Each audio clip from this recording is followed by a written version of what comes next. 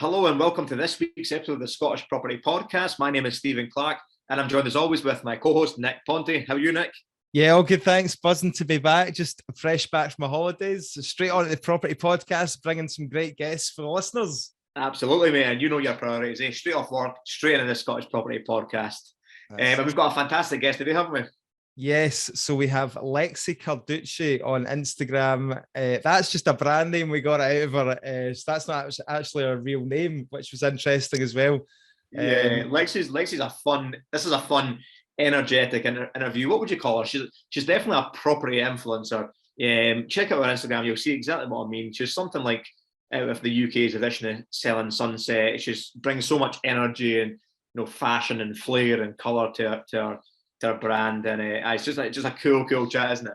Yeah, no, she's a really nice person. So like her whole thing is bringing fun to property, and obviously you can tell by her Instagram page, she likes to just make the content nice and colourful and fun, and she's got a really good following. She does like relocation stuff as well, so she basically finds people properties to let in London, which is her bread and butter kind of income. And then she obviously does things like she was telling us she does videos and things, presenting videos for things like builders, developers, estate agents. I think she was on a thing for Zoopla there recently as well. So because of her following that she's amassed on social media, then she does all these kind of influencer kind of jobs. She doesn't like that term, property influencer, but we're going to give it to her anyway.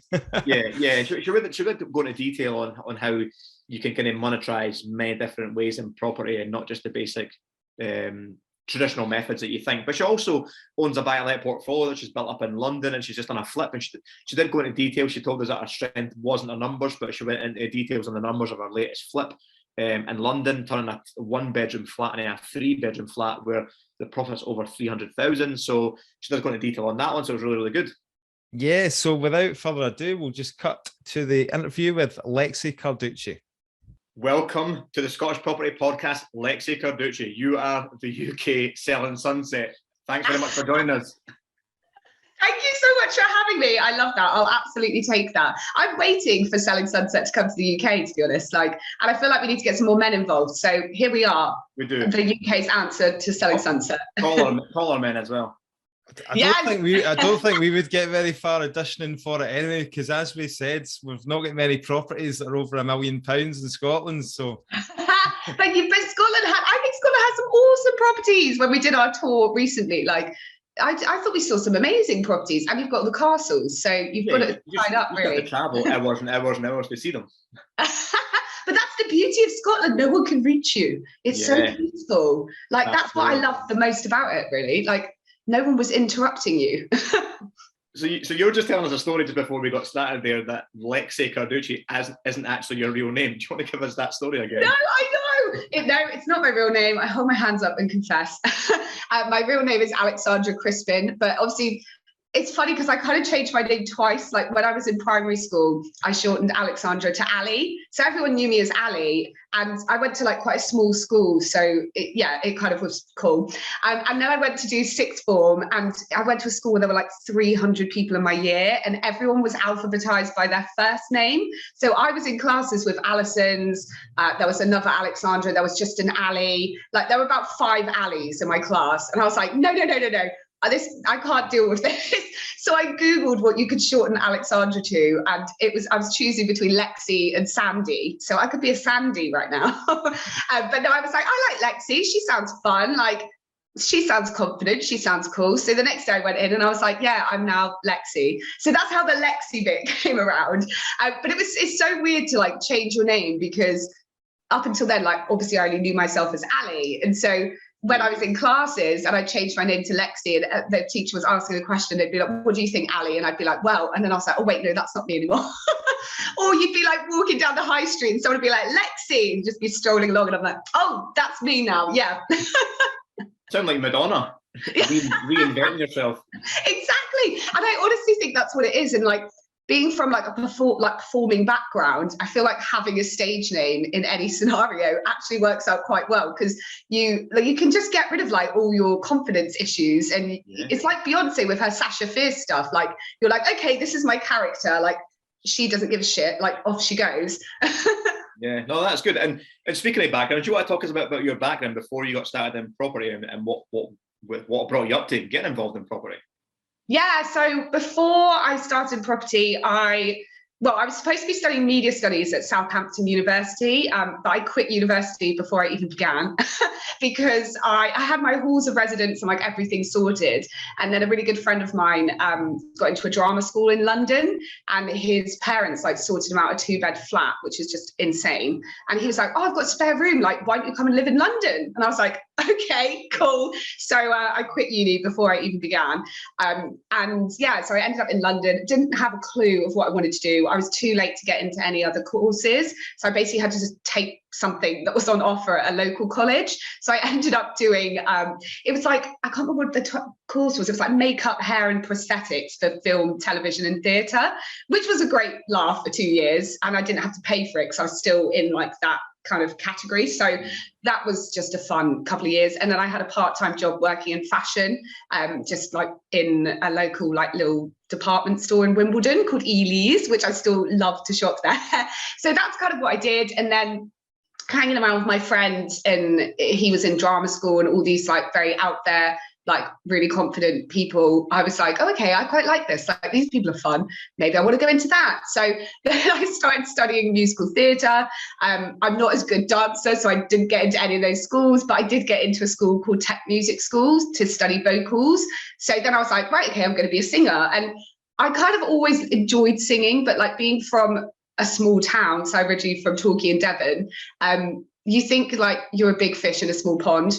And then you come to London, and I went to this music school, and I was just like, oh my God, these people are insane. Like, they were so talented. And it just made me feel like, how the hell did I get in here? Because I can't do what they do. Like, I'm never going to work in this industry because there's people like that work in it.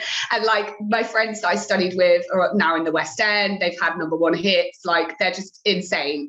And I was like, it was a real wake up call, but I had a good time. I studied there for a year, and it was like a really good year. And I made some really good friends. And that's also when I met my boyfriend, who I'm still with now, which was 10 years ago. And it was him that got me into property. Oh. What did he do? So what sort of property did he do when? So he was my estate agent.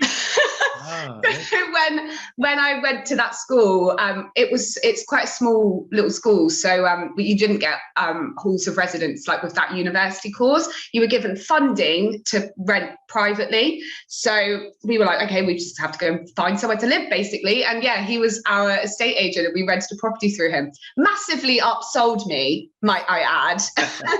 We were looking for a 3-bed furnished flat. We ended up with a 4-bed unfurnished house that was like way over our budget. So he did a good job. See, these estate agents, they're all dodgy.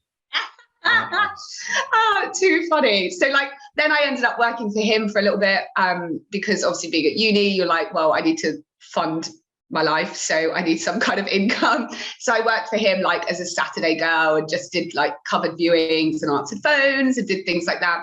And then when I finished uni, I got a job in radio, but it's not very well paid unless you like really hit it big time. So then I also worked for him, like, because he was my boss, it could be very flexible. So yeah. I could come in when I wanted and whatever. It wasn't like a full-time job. But I really enjoyed it. And I think that's when I discovered, like, okay, I didn't want to do estate agency because I didn't like working for the vendor or the landlord and having this like whole salesy, like, I'm not a salesperson. I'm definitely not a salesperson. I really wanted to help the people. And then that brought me into getting into relocation. So I feel like everything in life is just like, whoever you are, it's just a little step to the next thing, isn't it? Absolutely. So was the relocation the first part of your own kind of property journey as well? What does that entail, and what does it involve? Yeah, so we worked with like a lot of relocation agents at the estate agency through lettings. Like, they'd call us up and be like, okay, we've got this person that's relocated from wherever they've come from in the world. They're looking for a 3-bed, and they'd go through their requirements as you would normally. But they were working, like Kirsty and Phil, I look at it, like they were working on behalf of someone who had moved into the UK and was looking for a house. And I was like, I quite like the idea of that. Like, I like Kirsty and Phil. I love watching their show, and I'd love to do what they do. So I called up this guy that used to call us to see if he had any availability. And he was just running like a one-man band relocation company, and he was doing everything himself. So you look after their visa situation, you look after their shipping their dogs or their cats or their pets or anything, and sorting out like national insurance and everything that comes with moving countries, helping them set up a bank account, helping them get a phone, like literally everything. And so he wanted someone to come on to basically just do the property side of things. So I came in and helped, them search for properties basically. So I would take them out, show them like 10 properties in a day, talk to the agents, find like the best things that met their requirement, and then I'd hop in my little car, take them out for a day. And then by the end of it, I'd do all the negotiations and put forward their offers and tie all that up. And then I'd go and do like their check-in and move them into a property and make sure that everything was okay. So and I really, really enjoyed it. I absolutely loved it. And it was me and is it more of a find them somewhere for them to rent or to buy? So we did a bit of both. It was mostly renting, but then you did get some people that would come back to you after they've rented for like a year, and they're like, okay, now I want to buy in London because I'm going to permanently move here. So a lot of those people were here on like maybe 2-year kind of trialing it out, or just here for 2 years, and then they'd get moved on somewhere else depending what company they were working for. What was the kind of client demographics like then? What kind of people was it? So we worked for various different companies, high commissions, banks, like big tech companies, big social media companies. All like I guess I could kind of name them, but like your Googles, your Facebooks, like all those people that are moving, and they were moving like 300 people a month. It was ridiculous, but we didn't have all that work. Like we were given a little bit of it. Yeah. And then the guy, we kind of like built this business up. It got so busy that we hired my cousin to come and work with us as well.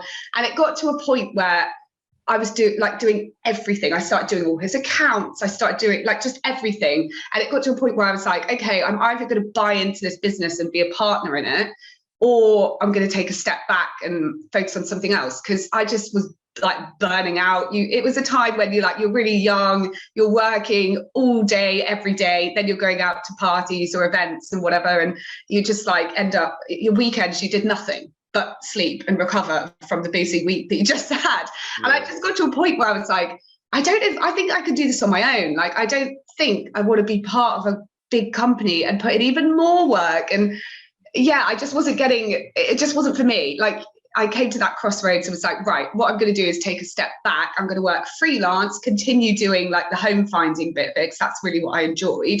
And then it just frees you up a little bit. And when I think that his mistake was making me do his accounts, because when I saw what he was earning versus what I got paid as a daily rate, I was like, oh, okay, I can do this on my own. I'm going to go make the big box. Yeah, but I think that's one of my first lessons that I had in property, because by that point, my boyfriend, he'd got involved in like some property investing. He knew that he wanted to become a property developer, so he was kind of putting in like his own little steps. But at the time, he was trying to become a UK citizen because he's from New Zealand. So during all this, like, he would have had issues buying stuff. So I was like, okay, well, I'm going to buy something then, and then he can go through those steps with me, and we'll kind of do it as a team. But it'll be in my name and I'll buy it. So we couldn't afford to buy where we were living, which was in Holland Park, which I loved, but oh my God, I still can't afford to buy that. It's ridiculous. But we loved living there. So we were like, well, we don't want to move. So I think I learned 2 things from that situation. One of them is that, yes, your first property can be a buy-to-let, because not a lot of people think that it can be, but my first property was a buy-to-let property. And also, if you're going to leave your job or just quit, like, don't do it cold turkey, like, put things into plan, because I knew as soon as I left that job, I was going to have to wait so long to get a mortgage, whether it be a buy-to-let mortgage or whatever mortgage, as it's my first mortgage, like, they're really going to go into what you earn and your accounts and everything. So I ended up knowing that I wanted to leave, putting my plans into place, but staying long enough to know that I could get a mortgage. Yeah. That's a smart move. It's where a lot of people get caught out as well, because everyone wants to give up the 9 to 5. They don't realise that then once you do, then it's quite difficult to get credit and loans and stuff like that. So that's a very good point. I'm glad you made that. So where did all this lead to then? You set up yourself after seeing your boss's accounts, and you thought, I'll fancy a bit of this myself. So where did this lead to then? Yeah, so now it leads to what I still do. So I just went freelance, and I pitched to other companies, said that they all knew the company that I worked for anyway. And when they were kind of like, okay, we know who you are, like, we know what you guys do, we know your clients, like, yeah, we'll take you on board as a freelancer. But it's great because for me, like, my biggest thing in life is work-life balance. Like, I will put it on the table and say, I don't enjoy working for other people. Like, I don't know what it is. I don't know if it's a control thing. I don't know, but I just don't like it. And even doing what I do now, like, I try not to use investors that I don't know, because then I feel like I'm working for them. And I still don't, like, I know that holds me back because you could get so much more investor money. But for me, I just don't like the idea of it. And I don't know where that comes from. It's just me. I think property is that flexible. It gives you what you want to do, and you can kind of pick and choose the parts you like and don't like. Exactly. And I still do that now. So from that, I just worked freelance for loads of different companies, and you can pick and choose your clients who you work for. If I've really limited it now down to just lettings. So I will really only help people that are coming from abroad and want somewhere to rent. Because now that I'm doing all my other property stuff, I don't have the time, unfortunately, to work with people that want to buy something, because it's such a long process, and I really need to give them so much time. And I wouldn't want to do that to someone where I know that I can't answer the phone every hour because I'm off doing my own property stuff. So I've really kind of held back on taking on people that want to buy, which is a shame. But I know so many people in the industry now that if someone comes to me and says, oh, can you help me find somewhere to buy, I can pass them on to someone else that will do as good a job. So that your connections now in the area and in the property industry, you could probably be lining up property developers that have got something to sell, and then you've got the clients that are willing to that's it. And I think that's another really good point in property. Like, there's money to be made everywhere in property. Even I get so many referral fees from people that message me online, and they're like, oh, I'm looking to sell my house, can you help me? And I'm like, okay, where are you? Great, I know so-and-so at Fine and Country there. Introduce them. Okay, if you sell their house, I want a fee. Done. Like, you can get fees everywhere. So your relocation agent that you do, does that give you your kind of like bread and butter income? Is that your kind of like foundation there? Like, you've got other things that you kind of sort of do on top of that? Because I'm reading your Instagram profile here, and it's like there's quite a lot in there. So let's just have a look. So, property fairy godmother, property expert, presenter, property school, finder, developer, landlady, and shopaholic. So which one of those things takes up most of your time then? Oh my gosh, all equally, like literally all equally. So yeah, exactly like you say, my bread and butter, what gets me through life and what affords me to live, is all my property finding, my presenting, because now I do a lot of presenting for different developers, different companies, like showcasing houses, which is really good fun. And then any of my property development. So I've got like a small portfolio of buy-to-lets in London. And then my boyfriend and I sometimes do flips together. If we find something that's like just a little flip, then we'll do that in London. But and I think that's another like misconception of property. Like, I don't really make money from that. I guess my strategy and my goal with things like that is in 25 years time, I don't need to work, or even less, like, because they're just going to appreciate and value being in London particularly. But yeah, any rent that comes in from those, I mean, I think on average, my properties yield, which is an average for London anyway, about 3%, 3.5%, which is, for you guys, probably nothing. You start getting invested in Scotland here. I know, right? And but what is a property fairy godmother? That's what I'm more interested in. That is my property finding. So one of my clients once referred to me as the property fairy godmother. She was like, oh my God, you're my property fairy godmother. So I was like, that sounds great. I'm going to take that and run with it. Right. Excellent. And with the presenting stuff, do people approach you then because you've got like built up a good social media following and that, and say, will you come and do like a video of this development, like a property influencer sort of thing? Is that how you... Right. Okay. Yeah. All of that work has come from social media. So doing my radio presenting before, that was another area or another route that I thought I'd go down. And I kind of thought, you come out of uni doing music. I've kind of got into radio. Like radio is really, really good fun. I mean, you're just talking for a living, which is great. And then I thought, okay, maybe I'll go into presenting. So then I did a couple of these presenting courses, and I didn't have a niche. So even though I paid stupid amounts of money to do these courses, but people are like, oh, but they don't give you work at the end of the course. But oh my God, have I made my money back by literally finding a niche? And property was my niche. And that was just before lockdown. And then property just went mad. Like everyone was presenting property. You had shows like Selling Sunset, $1 Million Listing. Everyone in the UK starts to try to recreate things like that. And that just massively took off. And even when I changed my social media to focus on a niche of property, like it didn't go mad, but it certainly started growing. How important do you think the social media branding and profile is to your own business, but also your helping build up your buy-to-let portfolio as well? Yeah, I think I use social media to get work as like a property influencer, and for the sake of the podcast, I'm doing like it in inverted commas. Because I think things like that, so I don't know, it's so funny, like I hate all these labels. But yeah, I guess like to put it bluntly, like that's kind of what it is. And getting paid to do like collaborations with maybe mortgage companies or mortgage providers or developers or estate agencies.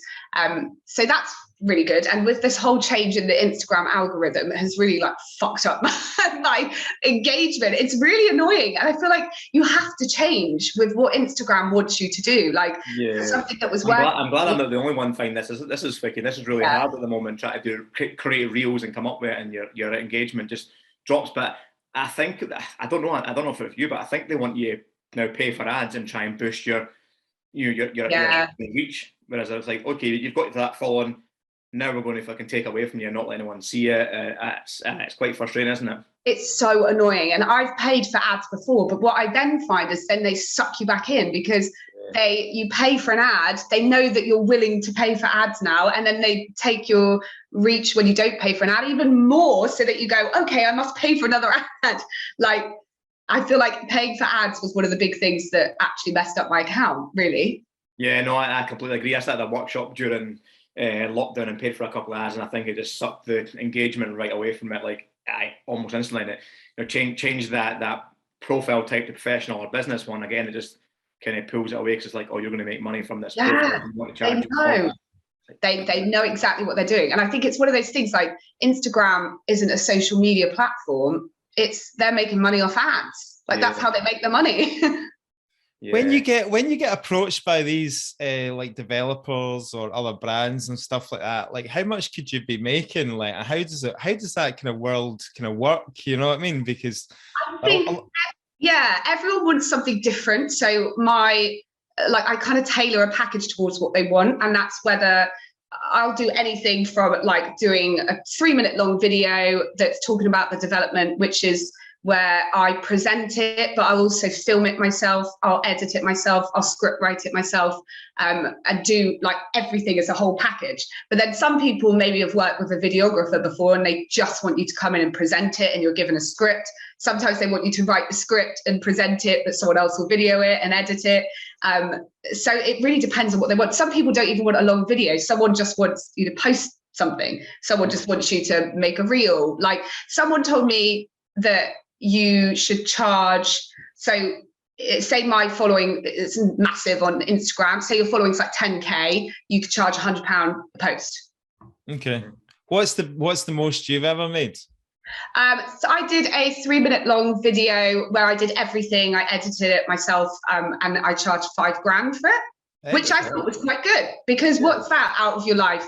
3 days, a day to prepare, write your script, do things like that, get it approved, a day filming and a day editing. That's which great. I've got to say though, like, I mean, your posts really do pop. Do you know what I mean? Like, I'm looking at your Instagram here, and you know, fashion obviously is a strong thing that you're very good with. I love the pop of color.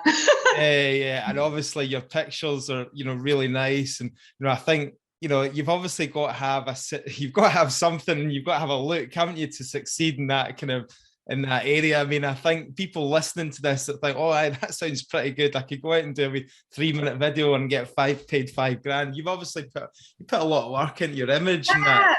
And this is what annoys me about why, like, the whole reel thing at the minute, because that's not the content that I use. Instagram as like my CV. So whether that's to radio, to get onto radio and talk a bit about property, whether it's to get as an expert on, again, in inverted commas, on a TV thing, or where people want to feature an expert, whether it's to get paid to do these 3-minute videos. But that's what I want to show on my page, because that's what I'm saying to other people, this is what I do.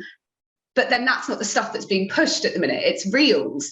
And you can't show what content I can create by doing a reel, if that makes sense. So, but then if I posted the content that I want to show other people that I can create for them, it doesn't do well. And then they go, well, we're not going to pay her to do that because it doesn't reach a lot of people. So it's really annoying where it is at the minute, but you just have to ride with it, I guess, don't you?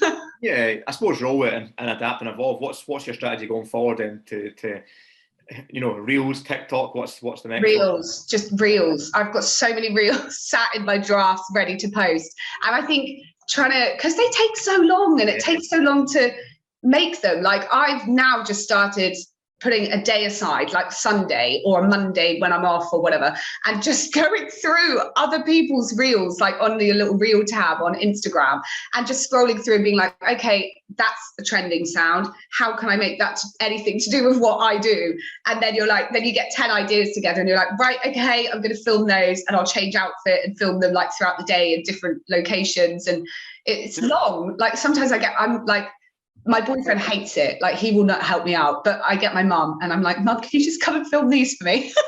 I find them really annoying as well, because you put so much time into creating reels, and it's the ones that you think, this is cool, this is funny, this is a bit of entertainment, this is a bit, and it just flops. Yeah. And then, like, I literally created a reel where I wrote down on a bit of paper exactly how you do like a buy, renovate, refinance deal.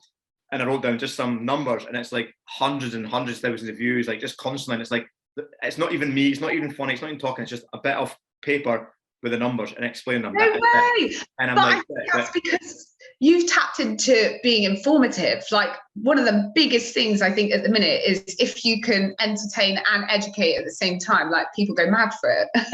Yeah. I mean, I think I'm the same as you. I find them so time consuming, but I did the same as you a couple of months ago. Was like, just you'd sit in the toilet, wherever you do your real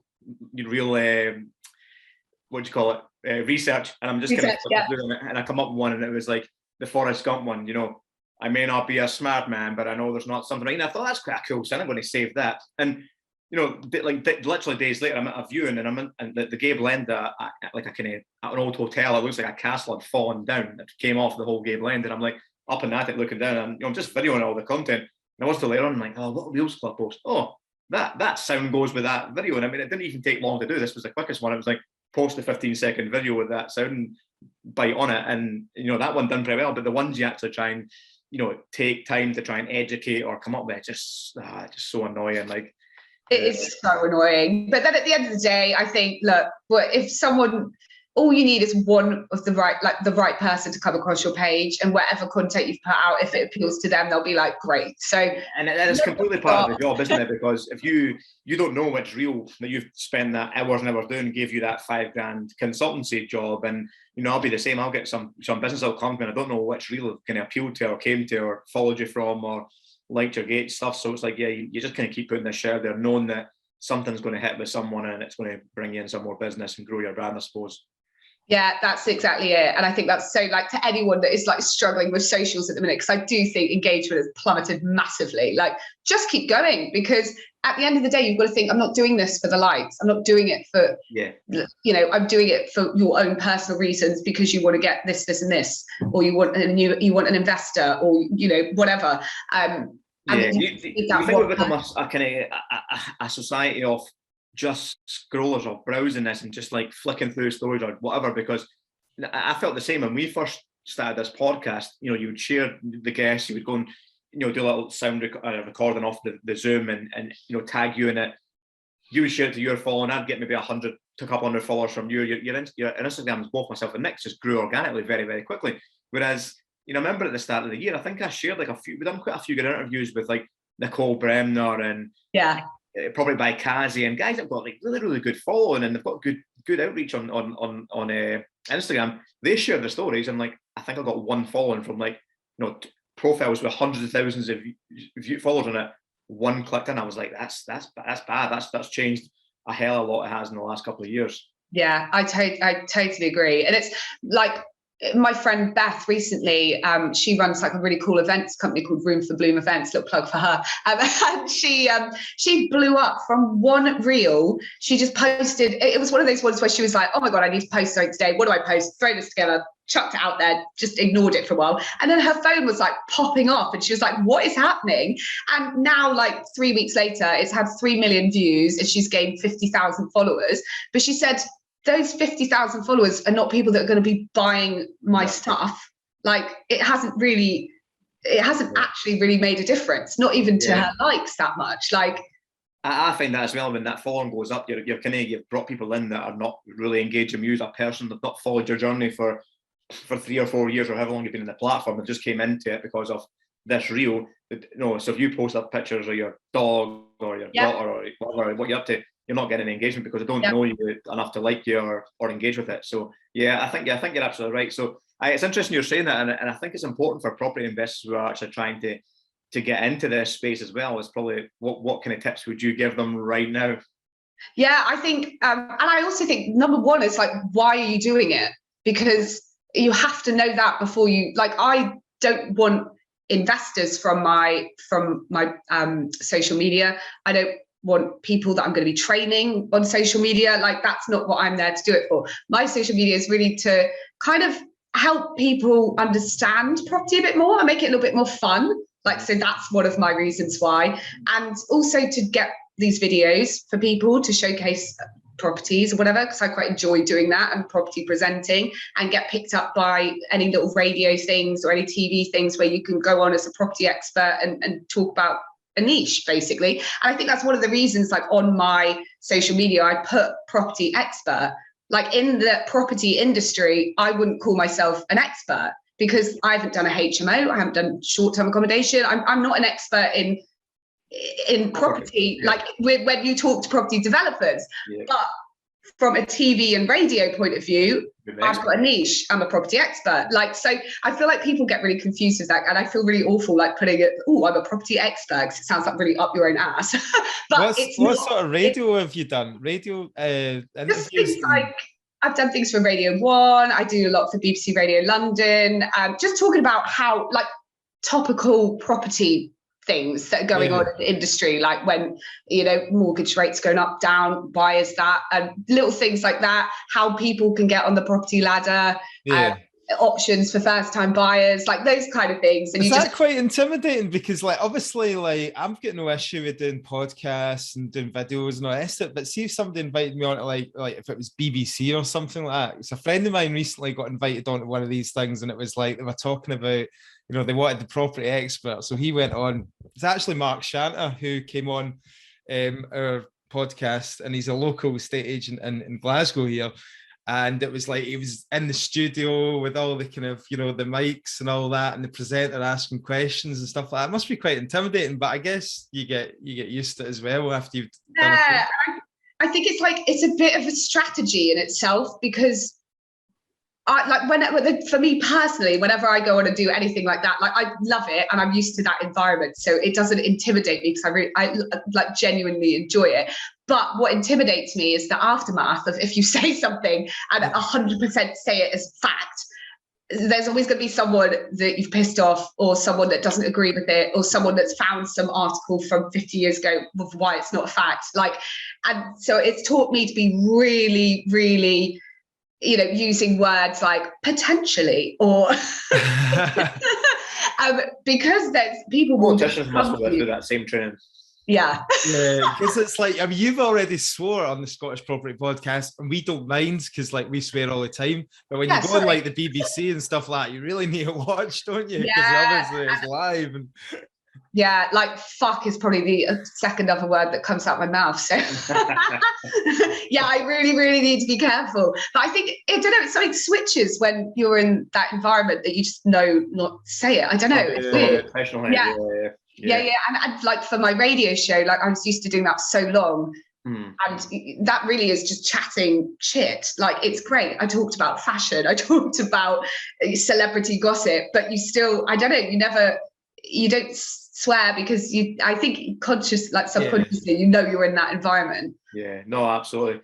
I'm very keen on hearing more about the buy-to-lets that you've got and build up in London, because obviously you said there's like, 3% yields, but so I'm assuming, is your strategy just gather a deposit and put in a deposit on a property and just get the yield, or is it to kind of buy it below market value or renovate to add value? Yeah, it's always refinancing and pulling out the money. Like I've got I own, I wrote them down because I forget, 6 properties in London, with some of my own, some with my partner, and then he's now got a development company, and then I'm invested in like another 10 of their projects. So every £5,000 I make that I'm not doing anything with goes into one of his projects. I always say if someone stole my bank card, they wouldn't get very far because all my money is somewhere in property. You're the property professionals. Yeah. And so, my buy-to-lets all came from that very initial deposit, and I've just always managed to be able to pull everything back out.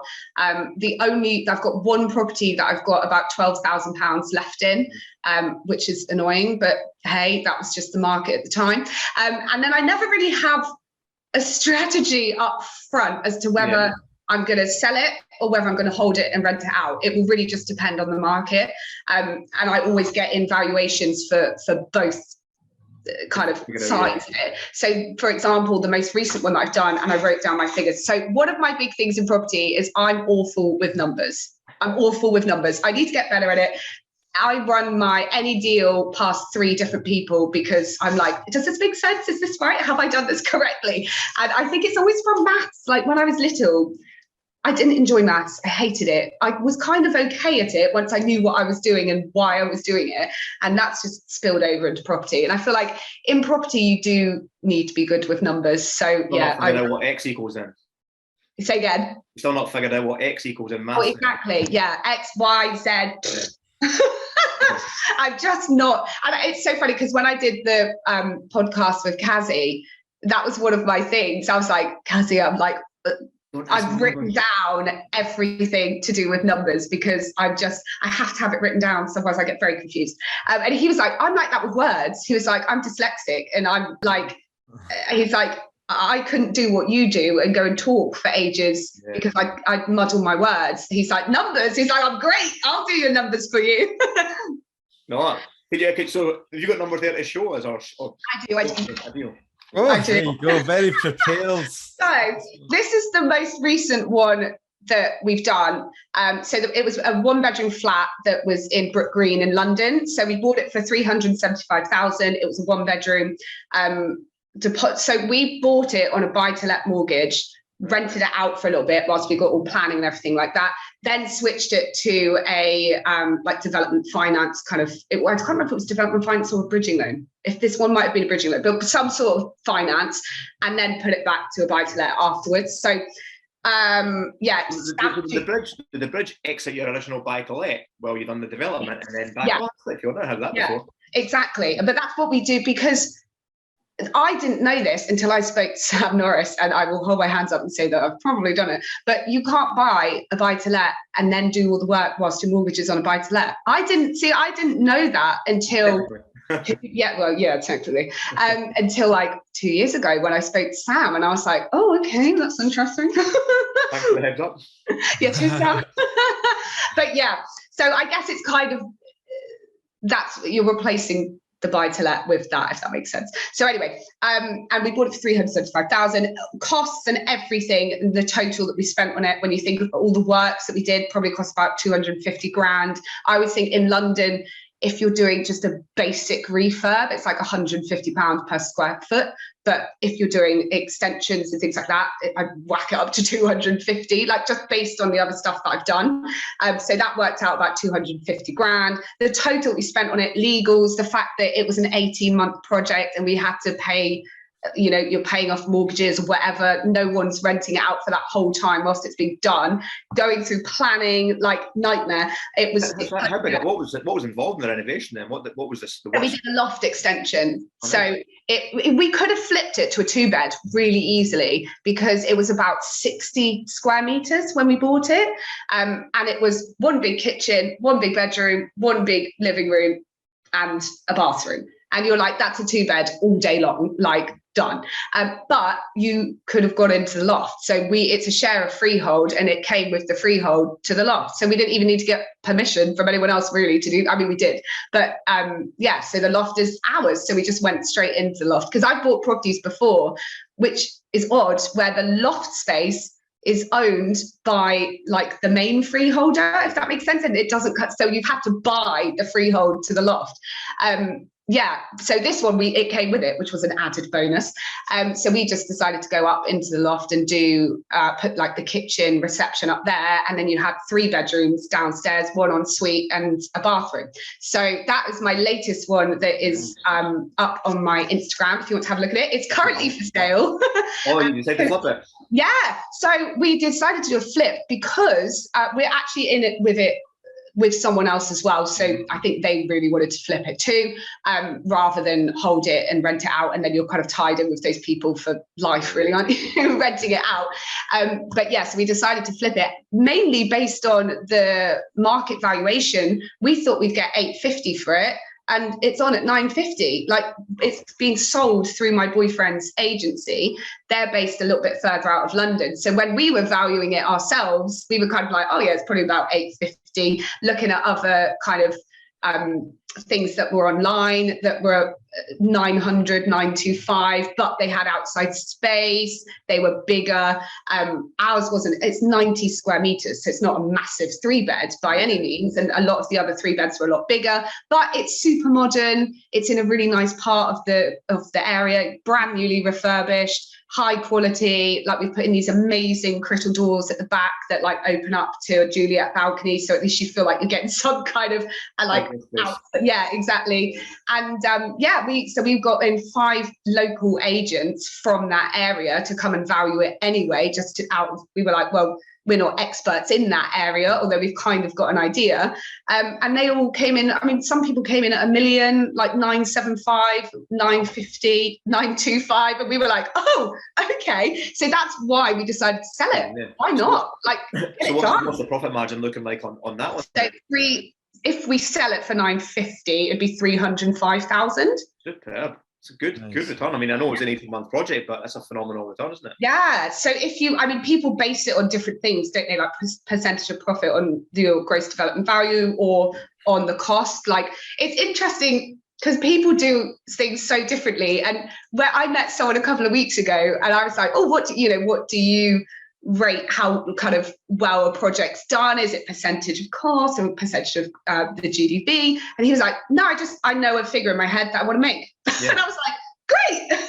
I'm like that as well. Like, people got such like niche, I want to have X amount percentage on money invested. So I'm like, I've got a number, what I want to make, I'll make it. And you're happy with something. Yeah.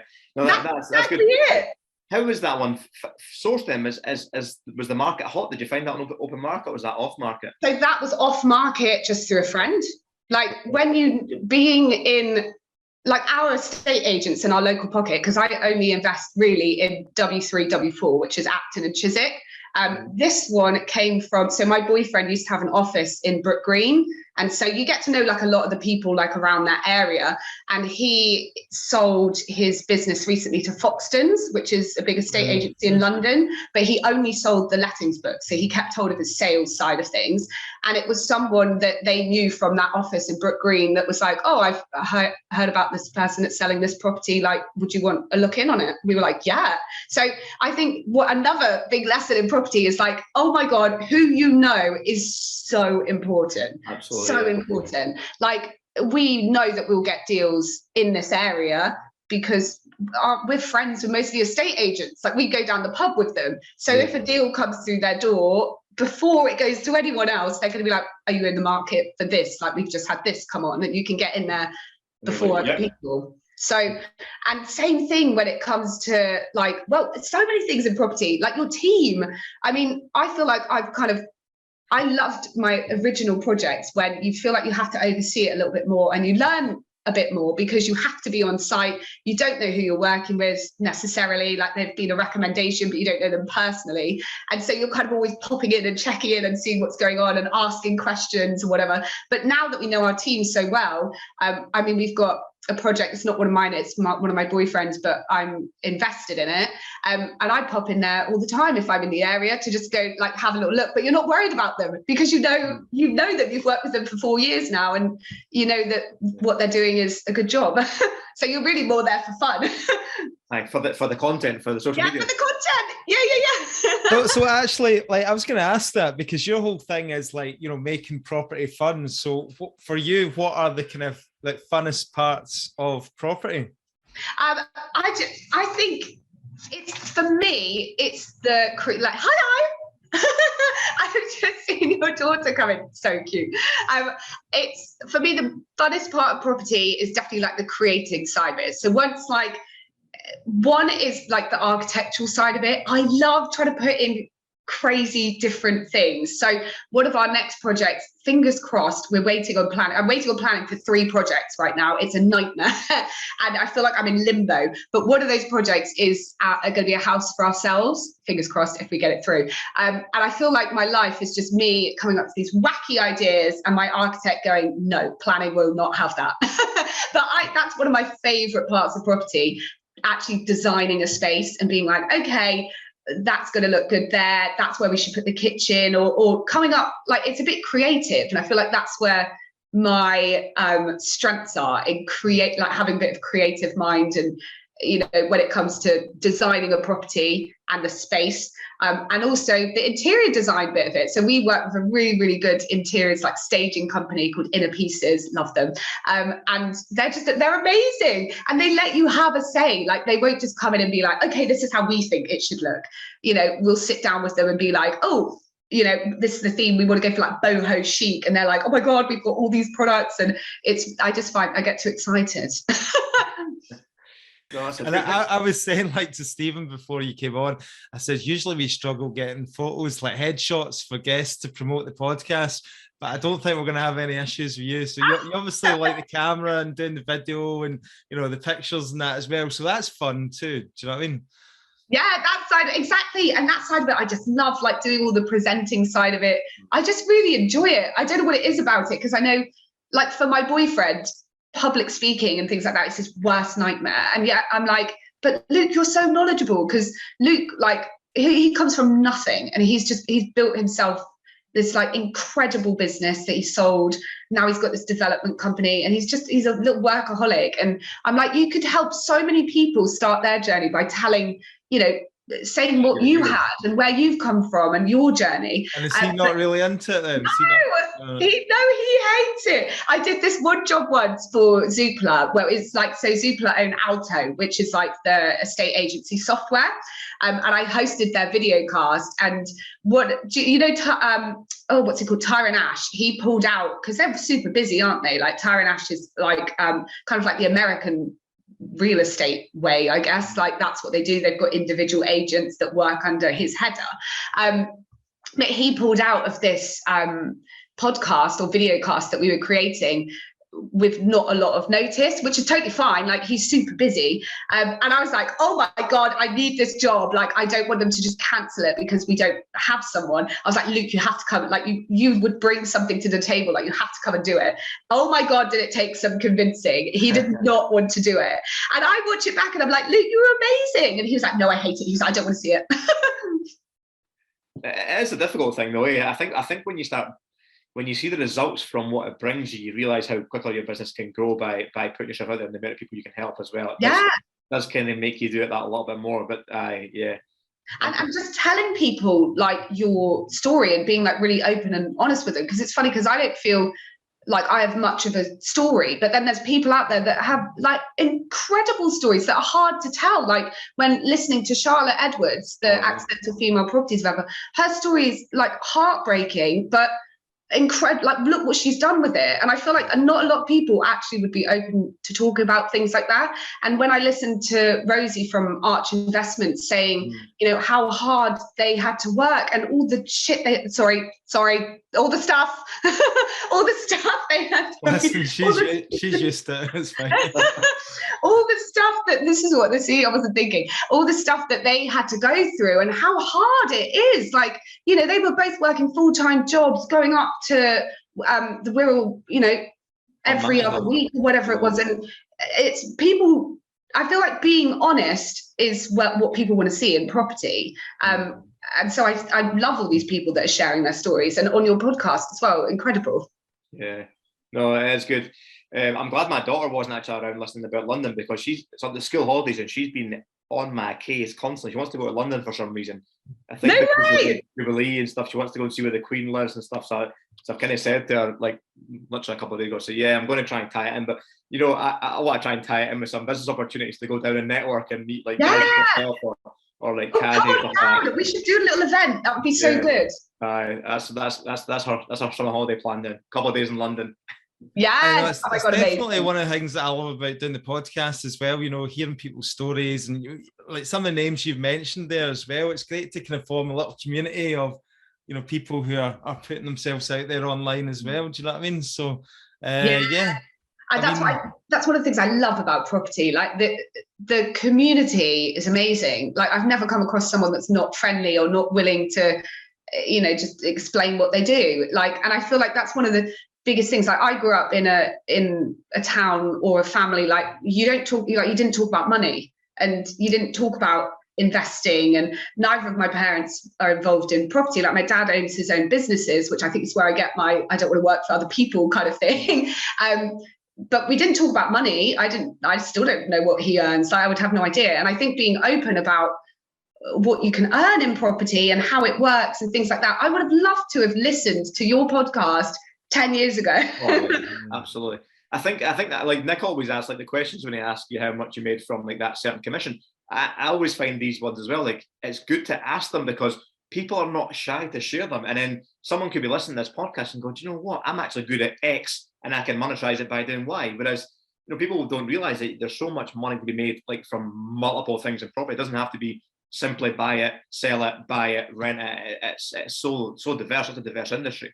Yeah, exactly. And I think, again, people think a lot of the time, oh, I can't get into property because I don't have the capital. I don't have money. And okay, investing in London, like, I do feel like once you've got that one deposit saved up, if you use it wisely and you buy something under market value or something you can add value to and pull it back out, you don't need to save again because you've made another pot and off you go on the next one. Yeah. Like, or flip it and make 300 grand profit like you're one. Yeah.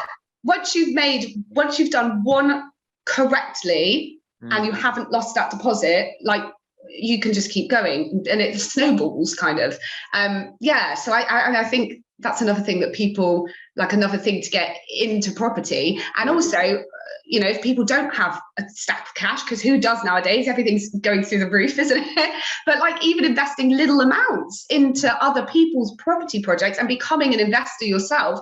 I mean, you say investor, it sounds like you're putting in big bucks, but I've put in $1,000 into a deal before. Okay, you're not getting massive returns on it, but it's better than having it sat in a bank, isn't it? So yeah, absolutely, yeah. And you learn so much. Like, for my boyfriend's project, they use a lot of investors. I try not to, like I explained earlier, like I can't deal with with handling someone else's money unless I know them. And otherwise you feel like I feel like I'm working for them. So that's why I avoid doing it. But my boyfriend uses investors all the time. And when I help put together their investor packs, like if you were new into property, what you learn from that investor pack is mega. So like, even if you're kind of putting $1,000 or $2,000 or $5,000 or whatever it is into a project, and then you get all this, throughout the project, you can go and visit it. If you want to go and visit it, you can have a little site visit. You're kind of learning along the way and you're making money on it. So I think investing in people's projects is a great way to start.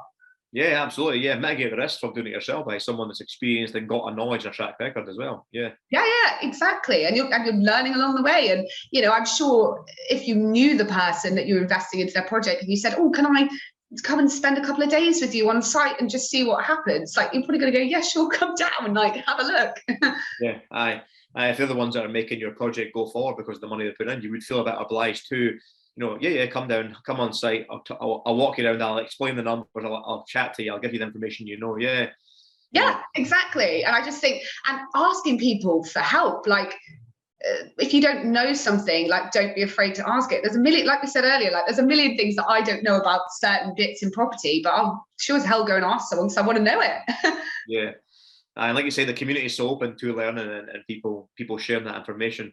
I think it's because we've got, obviously, like we're chatting about the people there, quite a diverse community. Like, no one's pissing on your own doorstep in London. We're up in Scotland, we're in different areas. Like, there's just so much deals and opportunities in property. I think because it's so open that we know there's lots of opportunities. People are not like the old school mentality and scared and try to keep all the knowledge and experience to themselves what they're doing and trying to hide it. They want to put it out there and share. Yeah, and help other people. And it's just that it does that full circle, exactly like I said before. Like, I wish that I knew all these things 10 years ago. Like, it's never too early to start, right?